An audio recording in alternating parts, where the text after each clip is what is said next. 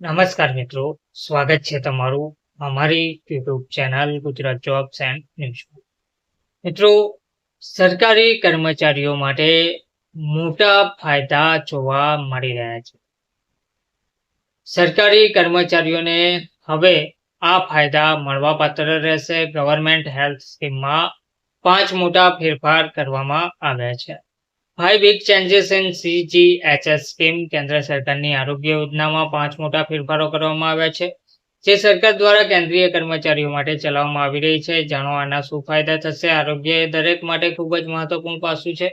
તેથી ઘણા લોકો સમયસર આરોગ્ય વીમો લે છે, જેથી અચાનક બીમારીઓ અથવા તબીબી કટોકટી સમયે આર્થિક દબાણથી બચી શકાય. જોકે જે લોકો સરકારી નોકરીમાં છે તેમને સામાન્ય રીતે અલગ વીમો લેવાની જરૂર નથી. તેમના માટે કેન્દ્ર સરકાર અલગ અલગ આરોગ્ય યોજનાઓ ચલાવે છે, જેના દ્વારા તેમને અને તેમના પરિવારોને તબીબી સુવિધાઓ મળે છે.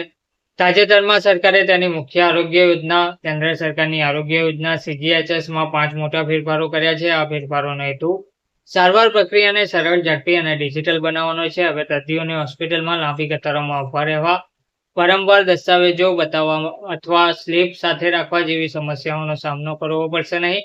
જાણો કયા ફેરફાર કરવામાં આવ્યા છે. તો મોબાઈલ એપ દ્વારા સારવાર શક્ય બનશે. આરોગ્ય મંત્રાલયે CGHS યોજના માટે એક નવી મોબાઈલ એપ લોન્ચ કરી છે. આ સાથે CGHS લાભાર્થીઓ હવે ઘરે બેઠા ડોક્ટર સાથે એપોઇન્ટમેન્ટ બુક કરી શકે છે. તેમને OPDમાં લાઇનમાં ઊભા રહેવાની જરૂર રહેશે નહીં.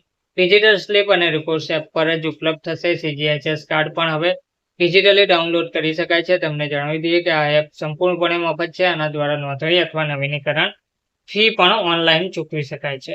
યુનિક આઈડીને પાન કાર્ડ સાથે લિંક કરવામાં આવશે. હવે દરેક લાભાર્થીને પાન કાર્ડ સાથે લિંક કરેલ એક અન્ય આઈડી આપવામાં આવશે. આ સાથે સમગ્ર પરિવારનો મેડિકલ રેકોર્ડ એક જગ્યાએ રહેશે. આનાથી છેતરપિંડી ઓછી થશે. આ સાથે વારંવાર દસ્તાવેજો બતાવવાની જરૂર રહેશે નહીં.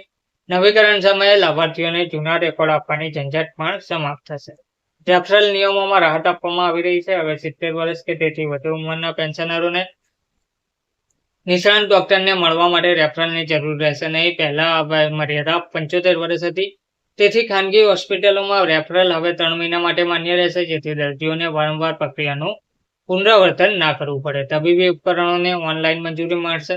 આ ઉપરાંત ઓક્સિજન કોન્સન્ટ્રેટર જેવા આવશ્યક મશીનો માટે ઓનલાઈન અરજી અને મંજૂરીની સુવિધા શરૂ થઈ ગઈ છે. પહેલા આ પ્રક્રિયા વેલનેસ સેન્ટરમાં જઈને કરવામાં આવતી હતી, જેની મંજૂરીમાં પહેલા 20 દિવસ લાગતા હતા, પરંતુ હવે મંજૂરી ફક્ત 5 દિવસમાં મળી શકે છે. અપડેટ્સ મેસેજ અને ઈમેલ પર ઉપલબ્ધ થશે. CGHS સંબંધિત દરેક પ્રક્રિયા જેવી કે અરજી, મંજૂરી, ચૂકવણી આ બધી બાબતોની માહિતી હવે SMS અને ઈમેલ દ્વારા ઉપલબ્ધ થશે. આનાથી ઓફિસ જવાની કે વારંવાર ફોન કરવાની જરૂરિયાત દૂર થશે. જોકે આ માટે તમારે HMIS પોર્ટલ પર જઈને વન ટાઈમ રજિસ્ટ્રેશન કરાવવું પડશે અને મોબાઈલ અને ઈમેલ એલર્ટની સુવિધાને અવૈધ કરવી પડશે. ધન્યવાદ.